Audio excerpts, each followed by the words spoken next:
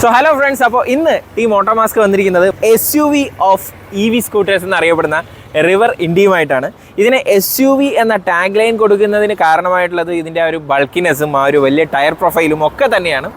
എന്തായാലും ഈ ഒരു SUV എന്ന് പറയുന്ന പേരിന് മാത്രമാണോ അതോ ഈ ഒരു വാഹനം ശരിക്കും SUV തന്നെയാണോ എന്നാണ് നമ്മളിന്ന് നോക്കാനായിട്ട് പോകുന്നത്. ടൈം ഒട്ടും തന്നെ വേസ്റ്റ് ചെയ്യേണ്ട, നമുക്ക് നേരെ വീഡിയോയിലോട്ട് കിടക്കാം. റിവർ ഇൻഡി എന്ന വാഹനം ഇപ്പോൾ റീസെൻ്റ് ആയിട്ടാണ് നമ്മുടെ ട്രിവാൻഡ്രം മാർക്കറ്റിൽ അവൈലബിൾ ആയി തുടങ്ങിയത്. ഇതിന് തൊട്ട് മുന്നേ ബാംഗ്ലൂരായിരുന്നു ഇതിൻ്റെ ഒരു സെയിൽസ് കാര്യങ്ങളൊക്കെ സ്റ്റാർട്ട് ചെയ്തത്.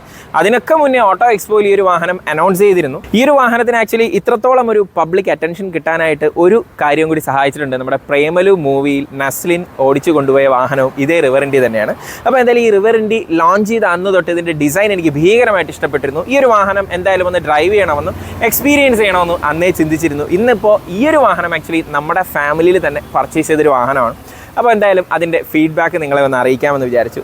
സോ ആദ്യം ഈ ഒരു വാഹനത്തിൻ്റെ ഓവറോൾ ഡിസൈനിൽ എനിക്ക് ഇഷ്ടപ്പെട്ട ഒരു കാര്യം, സാധാരണഗതിയിൽ കണ്ടുവരുന്ന ഒരു നോർമൽ സ്കൂട്ടർ ഡിസൈൻ മാറി കുറച്ചുകൂടി ഒരു അഗ്രഷൻ കൊണ്ടുവരാനായിട്ട് റിവർ എന്ന മാനുഫാക്ചർ നല്ല രീതിയിൽ ശ്രദ്ധിച്ചിട്ടുണ്ട്. ആക്ച്വലി മാനുഫാക്ചർക്ക് ഒരു സ്പെഷ്യാലിറ്റി ഉണ്ട്. ഇന്ത്യൻ മാനുഫാക്ചേഴ്സ് ആണ് ആൻഡ് 2 മലയാളികളാണ് ഇതിൻ്റെ തലപ്പത്തിരിക്കുന്നത്. അപ്പോൾ അവരുടെ കാഴ്ചപ്പാടിൽ നോർമൽ സ്കൂട്ടർ സെഗ്മെൻറ്റിനെ തന്നെ നല്ല രീതിയിൽ മാറ്റണമെന്നും ഒരു അഗ്രസീവ് ആയിട്ടുള്ള എന്നാൽ ഫാമിലി ഓറിയൻറ്റഡ് ആയിട്ടുള്ളൊരു സ്കൂട്ടർ, ഇലക്ട്രിക് സ്കൂട്ടർ കൊണ്ടുവരണമെന്നുള്ളൊരു രൂപത്തിൽ ഡിസൈൻ ചെയ്തെടുത്ത വാഹനമാണ്. ഇതിൻ്റെ ഫ്രണ്ട് ഡിസൈൻ കാണുമ്പോൾ ഞാൻ ആക്ച്വലി ഇന്നൊരു സ്റ്റാറ്റസ് ഇട്ടിരുന്നു. മിനിയൻസിൻ്റെ BGM വെച്ചിട്ടാണ് ആ ഒരു സ്റ്റാറ്റസ് ഇട്ടിരുന്നത്. മിനിയൻസിൻ്റെ ഓവറോൾ ഒരു ഫേസ് ലുക്ക് പോലെ എനിക്ക് ഫീൽ ചെയ്തു. അതുകൊണ്ടാണ് ആ ഒരു BGM വെച്ച് തന്നെ ഞാൻ സ്റ്റാറ്റസ് ഇടാനായിട്ട് കാരണം. ആ ഒരു ഡ്യുവൽ ഹെഡ് ലാമ്പ് യൂണിറ്റും അതിന് ചുറ്റും വരുന്ന ആ ഒരു DRL-ഉം പിന്നെ ഈ ഒരു യെല്ലോ ആൻഡ് ബ്ലാക്ക് കോമ്പിനേഷൻ കാണുമ്പോൾ മിനിയൻസിന് എവിടേക്കോ ചായ കാച്ചിയതുപോലെ ഫീൽ ചെയ്യുന്നുണ്ട്.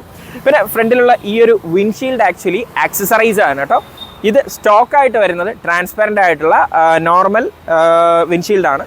നിങ്ങൾക്ക് ബ്ലാക്ക് ആയിട്ടുള്ള വിൻഷീൽഡ് ആവശ്യമുണ്ടെങ്കിൽ അത് ആക്സസറൈസ് ആയിട്ട് മാത്രമേ നിങ്ങൾക്ക് പർച്ചേസ് ചെയ്യാൻ പറ്റത്തുള്ളൂ. അപ്പോൾ വാഹനം മേടിക്കാൻ പോകുന്നുണ്ടെങ്കിൽ ഇത് ആക്സസറൈസ് ആയിട്ട് എടുക്കാൻ പ്ലാൻ ചെയ്യുന്നുണ്ടെങ്കിൽ സ്റ്റോക്ക് ആയിട്ടുള്ളത് വണ്ടിയോടൊപ്പം വരുന്നതാണ്. അതുകൂടി നിങ്ങൾ മേടിച്ചിട്ടായിരിക്കണം വണ്ടി ഡെലിവറി എടുത്ത് പോകേണ്ടത്.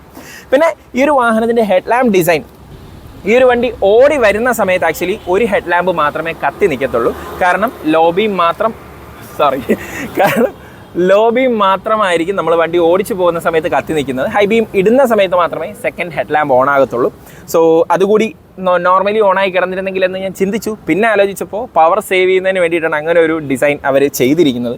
പിന്നെ നമ്പർ പ്ലേറ്റ് ഒക്കെ വയ്ക്കുന്നതിനാണെങ്കിലും നമ്മുടെ ഇപ്പോഴത്തെ നിയമം അനുസരിച്ചുള്ള ഭീകരമായ നമ്പർ പ്ലേറ്റ് ഒന്നും അല്ല, നോർമലായിട്ട് അത് വയ്ക്കുന്നതിന് ഒരു സ്പേസും നൽകിയിട്ടുണ്ട്.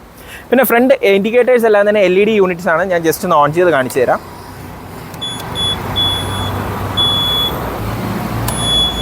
സോ അതിൻ്റെ പ്ലേസ്മെൻറ്റും വളരെ നന്നായിട്ടുണ്ട്. ഇനി ഈ ഒരു വാഹനത്തിൻ്റെ ടയർ പ്രൊഫൈൽ നോക്കിക്കഴിഞ്ഞാൽ സ്കൂട്ടർ സെഗ്മെൻറ്റിലെ ഏറ്റവും വീതി കൂടിയതും ഏറ്റവും ഡയമീറ്റർ കൂടിയതുമായിട്ടുള്ള ടയർ പ്രൊഫൈൽ വരുന്ന ഒരു ഇലക്ട്രിക് വാഹനം കൂടിയിട്ടാണ് ഈ ഒരു റിവർ ഇൻഡി. അപ്പോൾ ഈ ഒരു പ്രൊഫൈലിംഗ് ആണ് ആക്ച്വലി SUV ഓഫ് സ്കൂട്ടേഴ്സ് എന്നുള്ള ഒരു ടാഗ് ലൈൻ ഈ ഒരു വാഹനത്തിന് കൊടുക്കാനും സഹായിച്ചത്. ഇനി സൈഡ് പ്രൊഫൈലിലോട്ട് നോക്കുന്ന സമയത്ത് മാനുഫാക്ചർ സൈഡിൽ നിന്ന് തന്നെ ഒരുപാട് പ്രൊട്ടക്ഷൻസ് ആക്ച്വലി ഈ ഒരു വാഹനത്തിന് കൊടുത്തിട്ടുണ്ട്. എസ്പെഷ്യലി ബോഡി പ്രൊട്ടക്ഷൻ്റെ കാര്യമാണ് ഞാൻ പറഞ്ഞത്.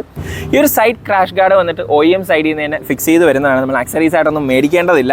പക്ഷേ ഒരു വാഹനത്തിന് നല്ല പ്രൊട്ടക്ഷനാണ് നൽകുന്നത്. ബിക്കോസ് ഫുൾ ഫൈബർ ബോഡിയാണ്. അതുകൊണ്ട് തന്നെ നല്ല സ്ട്രോങ് ആയിട്ടുള്ള മെറ്റൽ ക്രാഷ് ഗാർഡ് നൽകിയിട്ടുള്ളത് കൊണ്ട് ഇപ്പോൾ ഈവൻ നമ്മൾ സ്റ്റാൻഡ് ഇടുന്ന സമയത്ത് വണ്ടി മറിഞ്ഞു വീഴുന്നാലും പേടിക്കേണ്ട ആവശ്യമില്ല. അതിനാവശ്യമായ പ്രൊട്ടക്ഷൻ മാനുഫാക്ചറിന് കൊടുത്തിട്ടുണ്ട്. പിന്നെ സൈഡ് പ്രൊഫൈലിലോട്ട് നോക്കുമ്പോഴത്തേക്കും നമുക്ക് ഈ ഒരു വാഹനത്തിൻ്റെ ഫ്രണ്ടിൽ വരുന്ന ഓവറോൾ സ്റ്റോറേജ് സ്പേസ് നോക്കുകയാണെന്നുണ്ടെങ്കിൽ ഒരു വീട്ടിലത്തേക്ക് ആവശ്യമായിട്ടുള്ള സാധനങ്ങളൊക്കെ നമുക്ക് സുഖമായിട്ട് ഈ ഒരു ഫ്രണ്ട് സ്പേസിൽ വച്ച് കൊണ്ടുപോകാനായിട്ട് സാധിക്കും. വീട്ടിലത്തേക്ക് ആവശ്യം എന്ന് ചിന്തിക്കുമ്പോൾ തീർച്ചയായിട്ടും ഗ്യാസ് ഊറ്റി കൊണ്ടുപോകാൻ പറ്റുമോ എന്നായിരിക്കും നമ്മളെല്ലാവരും ചിന്തിക്കുന്നത്. ഗ്യാസ് ഊറ്റി കൊണ്ടുപോകാൻ പറ്റും, അതിനുള്ള സ്പേസ് ഇവിടെ ഉണ്ട് എന്ന് പറഞ്ഞ് നാളെ തന്നെ ഗ്യാസ് ഊറ്റി കൊണ്ടുപോകാനല്ല, ആവശ്യത്തിന് യൂട്ടിലിറ്റി സ്പേസ് ഉണ്ട് എന്നാണ് ഞാൻ ഉദ്ദേശിച്ചത്. അതുപോലെ തന്നെ നമ്മളിപ്പോൾ പച്ചക്കറിയോ അല്ലെങ്കിൽ ഫിഷോ മീറ്റോ ഒക്കെ മേടിച്ചുകൊണ്ട് പോകുമ്പോൾ അത് ഹാങ് ചെയ്യുന്നതിന് വേണ്ടിയിട്ട് ഇവിടെ ഒരു ലോക്ക് കൂടി കൊടുത്തിട്ടുണ്ട്. അതും നല്ല നീറ്റ്ലി ഡിസൈൻഡാണ്. ആവശ്യമില്ല എന്നുണ്ടെങ്കിൽ അത് ഫോൾഡ് ചെയ്ത് സീറ്റിൽ വെച്ച് കഴിഞ്ഞാൽ അങ്ങനെ ഒരു സംഭവം പുറത്തേക്ക് പ്രൊജക്റ്റ് ചെയ്ത് നിൽക്കുന്ന രീതിയിലൊന്നും അല്ല ഡിസൈൻ ചെയ്തിട്ടുള്ളത്. ഇനി അതും പോരാ, നിങ്ങൾക്കൊരല്പം വാല്യുബിൾ തിങ്സ് കൂടി കൊണ്ടുപോകണം, മഴ നനയാതെയൊക്കെ കൊണ്ടുപോകണമെങ്കിൽ ഫ്രണ്ടിലൊരു സ്റ്റോറേജ് വന്നിട്ടുണ്ട്. അത്യാവശ്യം സാധനങ്ങളൊക്കെ ഇതിനകത്ത് വയ്ക്കും. ഇപ്പോൾ വാലറ്റ് ആണെങ്കിലും മൊബൈൽ ഫോണെങ്കിലും ഒക്കെ തന്നെ വെക്കാനായിട്ട് സാധിക്കും. ഈ ഒരു ഡിസൈനിൻ്റെ കാര്യം പറയുന്നതിനോടൊപ്പം തന്നെ ഒരു പ്രാക്ടിക്കാലിറ്റി ഇഷ്യൂ കൂടി ഞാനൊന്ന് ഹൈലൈറ്റ് ചെയ്യുകയാണ്. വാഹനത്തിന് ചാർജ് ചെയ്യണമെന്നുണ്ടെങ്കിൽ ചാർജിങ് പോർട്ട് കണക്ട് ചെയ്യേണ്ടത് ഈ ഒരു പോർഷനിലായിട്ടാണ്. പക്ഷേ ഇത് ഓപ്പൺ ചെയ്യണമെങ്കിൽ നിങ്ങൾ ആദ്യം ഈ ബോക്സ് തുറക്കണം. അതിനുശേഷം ഇവിടെ കാണുന്ന ഇതൊന്ന് ക്ലോസ് ആയിട്ട് കാണിച്ചു കൊടുത്തേ. അതിനുശേഷം ഈ കാണുന്ന ഒരു പോയിന്റിനെ ഒന്ന് പുറത്തേക്ക് പുള്ള് ചെയ്യണം. അപ്പോൾ മാത്രമേ ചാർജറിൻ്റെ ആ ഒരു ക്യാപ്പ് നിങ്ങൾക്ക് ഓപ്പൺ ചെയ്യാനായിട്ട് പറ്റത്തുള്ളൂ. അതെന്തോ ഒരു പ്രാക്ടിക്കലി അത്രത്തോളം ഒരു ഈസി ടു ഹാൻഡിൽ എന്നുള്ള രീതിയിലല്ല എന്ന് ഫീൽ ചെയ്തു. അത് മേ ബി ഇതിനകത്ത് തന്നെ ഒരു സെറ്റിങ്സ് ആയിട്ട് വെക്കാമായിരുന്നു, അറ്റ്ലീസ്റ്റ് ഒരു സെക്കൻഡ് ഓപ്ഷൻ എന്നുള്ള രീതിയിലെങ്കിലും ഒരു ഇലക്ട്രിക് കൺട്രോൾ കൂടി കൊടുത്തിരുന്നെങ്കിൽ നന്നായിരുന്നു എന്ന് തോന്നി. എന്തോ അത് എന്തായാലും മാനുഫാക്ചർ നൽകിയിട്ടില്ല. മേ ബി ഇനി വരുന്ന അപ്ഡേറ്റ്സിൽ അത് മാറുമായിരിക്കാം. അപ്പോൾ സ്റ്റോറേജിൻ്റെ കാര്യത്തിൽ ഫ്രണ്ടിൽ എന്തായാലും കാര്യമായ സ്റ്റോറേജ് വരുന്നുണ്ട്. അത്യാവശ്യം നല്ല ബോഡി ക്വാളിറ്റി ഉള്ളൊരു വാഹനം കൂടിയാണ് ഈ ഒരു റിവർ ഇൻഡി. ഇനി സീറ്റ്സിൻ്റെ ഡിസൈനിനെ പറ്റി പറയുകയാണെന്നുണ്ടെങ്കിൽ വണ്ണമുള്ള 2 പേർക്ക് സുഖമായിട്ടിരുന്ന് യാത്ര ചെയ്യാം. ആക്ച്വലി ഇന്ന് ഈ ഒരു ഷൂട്ടിന് വേണ്ടിയിട്ട് ഈ ഒരു വണ്ടി കൊണ്ടുവന്നപ്പോൾ ഞാനും നിതീഷുമാണ് ഈ ഒരു വാഹനം കൊണ്ടുവന്നത്. ഇപ്പോൾ നമ്മൾ കവടിയാർ മാനവീയം റോഡിലാണ് നിൽക്കുന്നത്. സോ കുറച്ച് ദൂരം ഞാൻ ഓടിച്ചു, അത് കഴിഞ്ഞ് നിതീഷാണ് ഈ ഒരു വാഹനം ഓടിച്ചത്.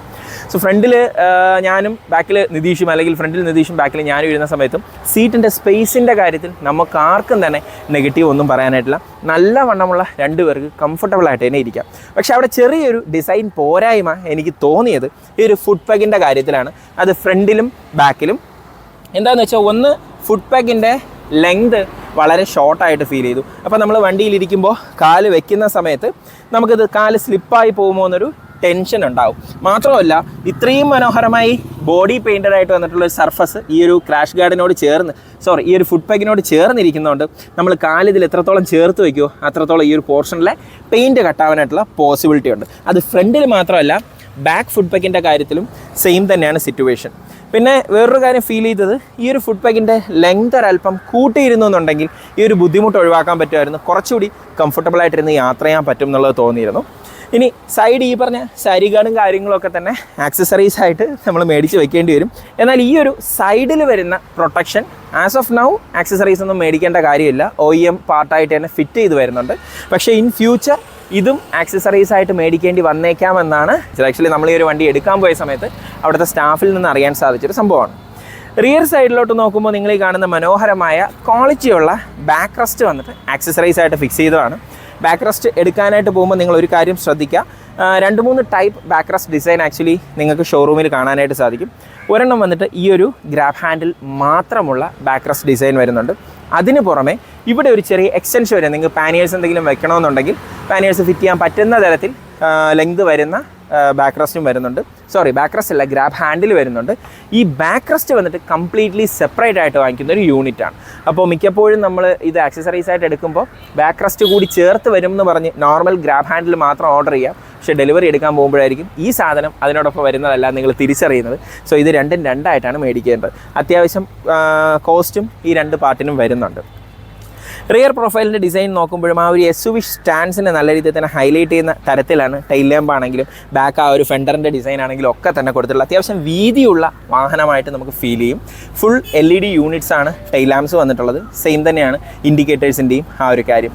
ഇൻഡിക്കേറ്റേഴ്സൊക്കെ ഫ്ലെക്സിബിൾ ആണ്, അതുകൊണ്ട് തന്നെ പെട്ടെന്ന് പൊട്ടിപ്പോകുമോ എന്നുള്ള പേടിയൊന്നും തന്നെ വരേണ്ട കാര്യമില്ല. സൈഡ് പ്രൊഫൈലിൽ ജസ്റ്റ് ഒരു അഡീഷണൽ റിഫ്ലക്ടർ കൂടി നൽകിയിട്ടുണ്ട്. അപ്പോൾ ഇത്രയും കാര്യമാണ് ഈ ഒരു വാഹനത്തിൻ്റെ ബോഡി ഡിസൈനിൻ്റെ കാര്യത്തിൽ എടുത്തു പറയാനായിട്ടുള്ളത്. പക്ഷേ എനിക്ക് ഈ ഒരു വാഹനത്തിൽ ഭീകരമായിട്ട് ഇഷ്ടപ്പെട്ട കാര്യം ഇതിൻ്റെ ഫിറ്റ് ആൻഡ് ഫിനിഷാണ്. ബോഡി ക്വാളിറ്റിയുടെ കാര്യത്തിൽ ഇന്ന് നിലവിൽ മാർക്കറ്റിലുള്ള ഇലക്ട്രിക് 2 വീലേഴ്സുമായിട്ട് കമ്പയർ ചെയ്യുന്ന സമയത്ത് എക്സലൻ്റ് ആണ്, ബെസ്റ്റ് ഓഫ് സെഗ്മെൻ്റ് ആണ് ഈ ഒരു റിവർ ഇൻഡി എന്ന് പറയുന്നത്. ഓരോ ഫൈബർ ക്വാളിറ്റിയിലും നമുക്കതിൻ്റെ ആ ഒരു മികവ് അറിയാനായിട്ട് സാധിക്കുന്നുണ്ട്. അതുപോലെ തന്നെ ഈ ഒരു വാഹനത്തിൻ്റെ മോട്ടോർ സിസ്റ്റവും അതുപോലെ റിയർ സസ്പെൻഷൻ യൂണിറ്റും എല്ലാം തന്നെ കാണുമ്പോഴും ആ ഒരു മാനുഫാക്ചറിങ് ക്വാളിറ്റി നല്ല രീതിയിൽ എടുത്ത് കാണുന്നുണ്ട്. മിക്ക ഇലക്ട്രിക് വാഹനം റിവ്യൂ ചെയ്ത സമയത്തും ഈ ഒരു ബോഡിക്ക് താഴോട്ട് വരുന്ന ഏരിയ പെട്ടെന്ന് വെപ്രാളപ്പെട്ട് ഡിസൈൻ ചെയ്ത പോലെ എനിക്ക് ഫീൽ ചെയ്തിട്ടുണ്ട്. പക്ഷേ റിവറിൻ്റെ കാര്യത്തിൽ അങ്ങനെയല്ല, കാര്യമായിട്ട് തന്നെ ഫൈബർ ക്ലാഡിങ്സ് എല്ലാം കൊടുത്ത് മറക്കേണ്ട സാധനങ്ങൾ മറച്ച്, എന്നാൽ നീറ്റായിട്ട് നല്ല സ്വിംഗ് ആംസും കാര്യങ്ങളൊക്കെ കൊടുത്ത് ഒരു പ്രോപ്പർ ഡിസൈൻഡ് ആയിട്ടുള്ള റിയർ പ്രൊഫൈലാണ് നമുക്ക് കാണാൻ പറ്റുന്നത്. സ്വിംഗ് ആംസ് ഒക്കെ അലുമിനിയം ആണ്, അത് അത്യാവശ്യം നല്ല ക്വാളിറ്റിയിലാണ് ബിൽഡ് ചെയ്തിരിക്കുന്നത്. ഫ്രണ്ട് ആൻഡ് റിയർ ഡിസ്ക് ബ്രേക്സും വരുന്നുണ്ട്, അത് നമുക്കിവിടെ കാണാനും സാധിക്കുന്നുണ്ട്. സസ്പെൻഷൻ ആണെങ്കിൽ പോലും വളരെ നല്ല രീതിയിൽ തന്നെ അതിൻ്റെ ഹിഡൻ പാർട്സ് എല്ലാം മേളിലോട്ട് വരുന്ന എല്ലാം ഹിഡൻ ആയിട്ടും അതുപോലെ താഴെ ജസ്റ്റ് ഒരു ജോയിൻറ്റിൻ്റെ പോർഷൻ മാത്രമേ നമുക്ക് കാണാനും സാധിക്കത്തുള്ളൂ. സസ്പെൻഷൻ ഫീഡ്ബാക്കിൻ്റെ കാര്യം നോക്കുന്ന സമയത്ത് നമ്മുടെ നാട്ടിലുള്ള റോഡ് കണ്ടീഷനിൽ എക്സലൻ്റ് ആയിട്ട് ഡ്രൈവ് ചെയ്യാൻ പറ്റുന്ന ഒരു സസ്പെൻഷൻ യൂണിറ്റാണ് റിവർ ഇൻഡിയിൽ നൽകിയിട്ടുള്ളത്. എന്താണെന്ന് വെച്ച് കഴിഞ്ഞാൽ ഇത് ഹൈവേ ആണെങ്കിലും സിറ്റി ആണെങ്കിലും നമുക്ക് കംഫർട്ടബിളായിട്ട് ഓടിക്കാൻ പറ്റും. ഇനി അല്പം റഫ് റോഡിലൂടെ ഓടിക്കുകയാണെങ്കിലും നമുക്ക് റോഡിലെ പാച്ചസ് ഒക്കെ മാക്സിമം ഈ ഒരു സസ്പെൻഷൻ യൂണിറ്റ് അബ്സോർബ് ചെയ്യുന്നുണ്ട്. അത് റിയർ സസ്പെൻഷൻ ആണെങ്കിലും ഫ്രണ്ട് സസ്പെൻഷൻ ആണെങ്കിലും ഒരുപോലെ തന്നെ ഈ പറഞ്ഞ ബമ്പും കാര്യങ്ങളൊക്കെ അബ്സോർബ് ചെയ്യുന്നുണ്ട്. അപ്പോൾ റൈഡ് ക്വാളിറ്റിയുടെ കാര്യത്തിൽ ഒരു കോംപ്രമൈസും എന്തായാലും ഈ ഒരു ബ്രാൻഡിൽ നിങ്ങൾക്ക് കാണാനായിട്ട് സാധിക്കത്തില്ല. ഹാൻഡിലിങ്ങിൻ്റെ കാര്യത്തിലാണെങ്കിലും സെയിം തന്നെയാണ് എൻ്റെ ഒരു ഫീഡ്ബാക്ക്. കാരണം ഇതിൻ്റെ ഓവറോൾ ഒരു സീറ്റിംഗ് പോസ്ചർ എന്ന് പറയുന്നത് നമ്മൾ കാലിനെ മുന്നോട്ട് വെച്ച് ഒരു ക്രൂസർ വാഹനം ഓടിക്കുന്ന അതേ ഒരു പാറ്റേണിലാണ് നമ്മുടെ സ്റ്റാൻസ് വരുന്നത്. ഞാൻ ജസ്റ്റ് ഒന്ന് കാണിച്ചു തരാം. ഈ ഒരു രീതിയിലാണ് നമ്മൾ ഈ ഒരു വാഹനത്തിലിരുന്ന് യാത്ര ചെയ്യുന്നത്. കാല് നല്ല രീതിയിൽ നമുക്ക് നിവർത്തി വെച്ച് പോകാം. സാധാരണ വാഹനങ്ങളിൽ നമ്മൾ ഈ ഒരു രീതിയിലാണ് വെച്ച് യാത്ര ചെയ്യാറ്. അപ്പോൾ മിക്ക ഇലക്ട്രിക് 2 വീലർ അല്ലെങ്കിൽ നോൺ ഗിയർ വെഹിക്കിൾസ് റിവ്യൂ ചെയ്യുമ്പോഴും ഈ രീതിയിൽ മുട്ട് വന്നാൽ ഹാൻഡിൽ തട്ടുമോ എന്നുള്ള രീതിയിൽ ഞാൻ റിവ്യൂ പറഞ്ഞിട്ടുണ്ട്. പല വാഹനങ്ങളും അത്തരത്തിൽ ഹാൻഡിൽ നമ്മുടെ മുട്ടിലിടിച്ച് ലോക്കാകുന്നൊരു സംഭവം കാണാറുണ്ട്. പക്ഷേ ഇവിടെ ഇത്തരത്തിൽ കാലിനെ ഒന്ന് എക്സ്റ്റെൻഡ് ചെയ്ത് കുറച്ചുകൂടി റിലാക്സ്ഡ് പൊസിഷനിൽ വെക്കാൻ പറ്റുന്നതുകൊണ്ട് തന്നെ ഹാൻഡിലിൽ നമുക്ക് കോൺഫിഡൻ്റ് ആയിട്ട് എങ്ങോട്ട് വേണമെങ്കിലും തിരിക്കാം. ലോക്കാവുമെന്ന് പേടിക്കേണ്ട കാര്യമില്ല.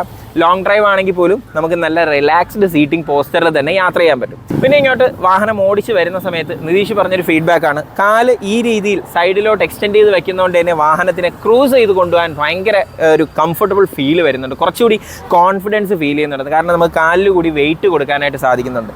അപ്പോൾ അതൊക്കെ എന്തായാലും ഇതിൻ്റെ ആ ഒരു ഓവറോൾ റൈഡിംഗ് പോസ്റ്ററിനെ വളരെ പോസിറ്റീവായിട്ട് മാറ്റുന്നതിന് വേണ്ടി മാനുഫാക്ചർ നോക്കി ഡിസൈൻ ചെയ്ത ഒരു സംഭവം തന്നെയാണ്.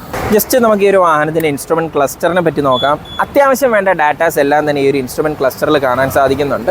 69% ആണ് ആക്ച്വലി ഇപ്പോൾ ചാർജ് ബാലൻസ് ഉള്ളത്. നമ്മൾ ഈ ഒരു വാഹനം എടുക്കുന്നത് നമ്മുടെ ആഴിമല പുളുങ്കുടിക്കൊക്കെ അടുത്തുള്ള ഒരു സ്ഥലത്ത് നിന്നാണ്. അവിടെയാണ് ആക്ച്വലി എൻ്റെ റിലേറ്റീവിൻ്റെ വീട് വരുന്നത്. അപ്പോൾ അവിടെ നിന്ന് 100% ചാർജിലാണ് ഈ ഒരു വാഹനം എടുത്തത്. ഇക്കോ മോഡലും മിക്സഡ് ഡ്രൈവിംഗ് കണ്ടീഷനിലൊക്കെ നമ്മൾ ഡ്രൈവ് ചെയ്ത് നോക്കി. 69% ചാർജ് ഇപ്പോൾ നിലവിലുണ്ട്. ഇക്കോ മോഡലാണ്. 73 കിലോമീറ്റർ ഈ ഒരു രീതിയിൽ നമുക്ക് ഓടാൻ പറ്റും. ഡ്രൈവ് മോഡ് മാറ്റുന്ന സമയത്ത് അതനുസരിച്ച് തന്നെ ഈ ഒരു വാഹനത്തിൻ്റെ റേഞ്ചിലും ചേഞ്ചസ് കാണിക്കുന്നുണ്ട്. നമ്മൾ ആക്ച്വലി ഇപ്പോൾ സ്റ്റാൻഡിലായതുകൊണ്ടാണ് അത് മാറ്റാൻ പറ്റാത്തത്. ഞാൻ ജസ്റ്റ് സ്റ്റാൻഡ് എടുത്ത് തന്നെ ഒന്ന് കാണിച്ചു തരാം. ഓക്കെ, സോ ആദ്യം വെഹിക്കിളിനെ നമ്മൾ റെഡി ടു ഡ്രൈവ് ആക്കണം. അതിന് ഈ ഒരു കിൽ സ്വിച്ചിനെ ഓൺ ചെയ്യണം. ഇപ്പോൾ വാഹനം റെഡി ടു ഡ്രൈവ് ആണ്. ഈ ഒരു ബട്ടൺ യൂസ് ചെയ്താണ് വാഹനത്തിൻ്റെ ഡ്രൈവ് മോഡ്സ് മാറ്റുന്നത്. സോ ഇപ്പോൾ ഇക്കോയിൽ നിന്ന് അടുത്ത മോഡിലോട്ട് മാറ്റണമെങ്കിൽ ജസ്റ്റ് ഇങ്ങോട്ടൊന്ന് ക്ലിക്ക് ചെയ്താൽ മതി. ഇപ്പോൾ റൈറ്റ് മോഡാണ്. സോ 69% ചാർജ് ഉണ്ട്. 61 കിലോമീറ്റർ ഈ ഒരു രീതിയിൽ നമുക്ക് ഡ്രൈവ് ചെയ്യാൻ പറ്റും.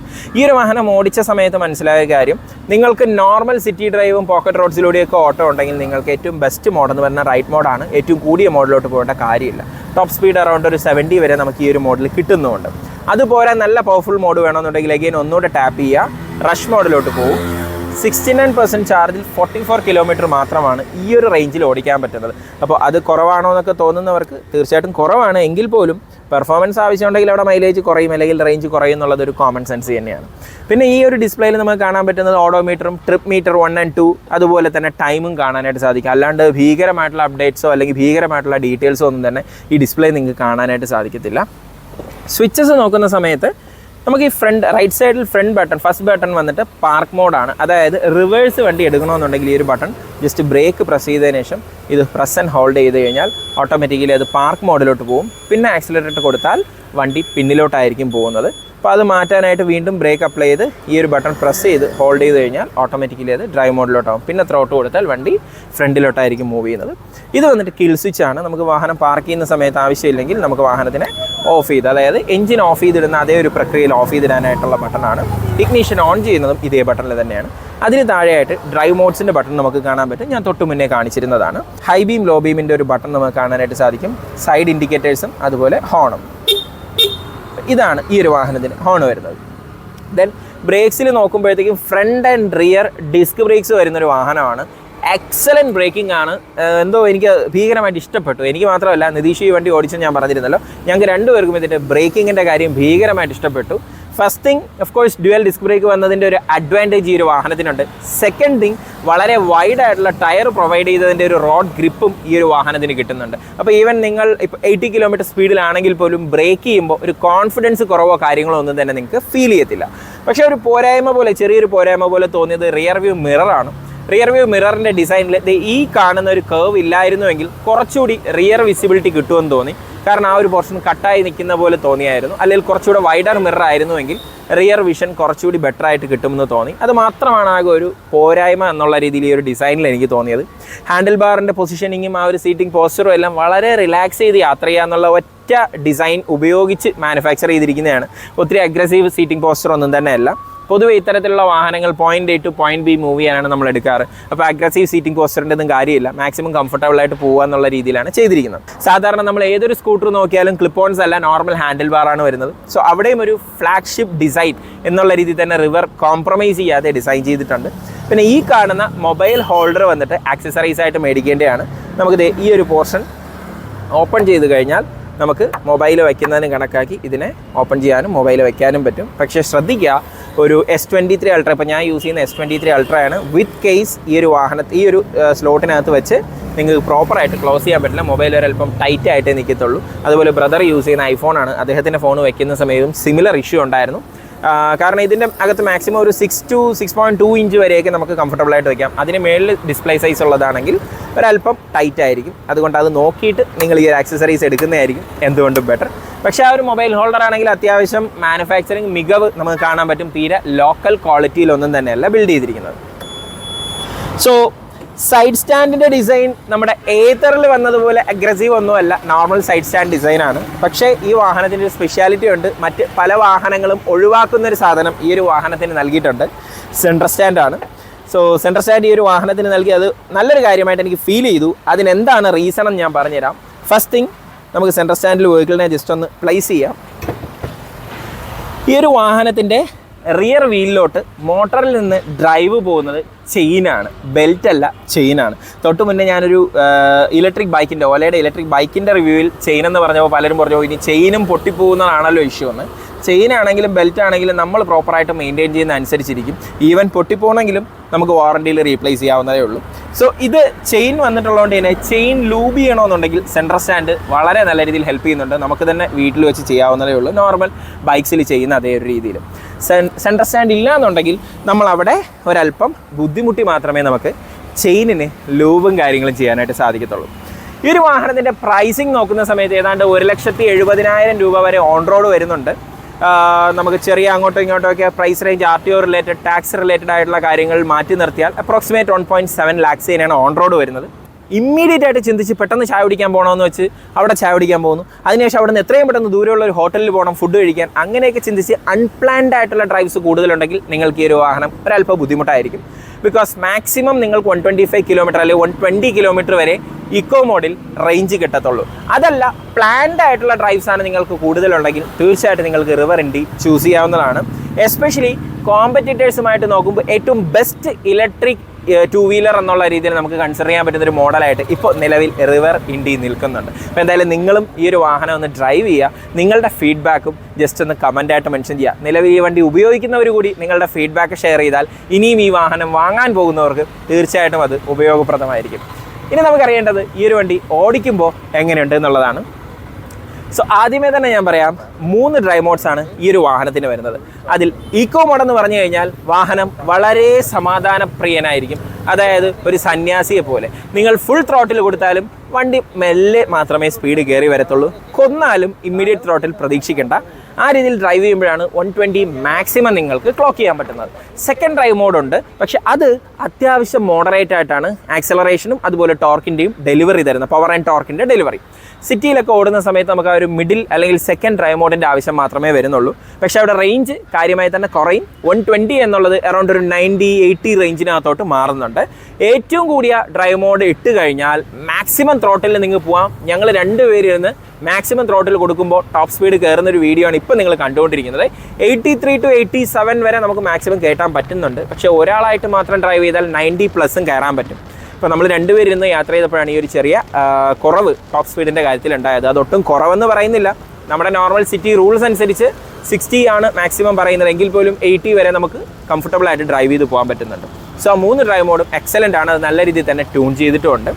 ഹാൻഡിലിങ്ങിൻ്റെ കാര്യം ഞാനായിട്ട് എടുത്ത് പറയുന്നില്ല, കാരണം അത് വെറും ഒരു ക്ലീഷേ ആയിപ്പോവും. ഇത്രയും ഡൈനാമിക്സും ടയർ പ്രൊഫൈലും ഒക്കെ ഉള്ളൊരു വാഹനത്തിന് ഹാൻഡിലിംഗ് എന്തായാലും മോശമാവില്ലല്ലോ. എക്സലൻറ്റ് ഹാൻഡിലിംഗ് ആണ്.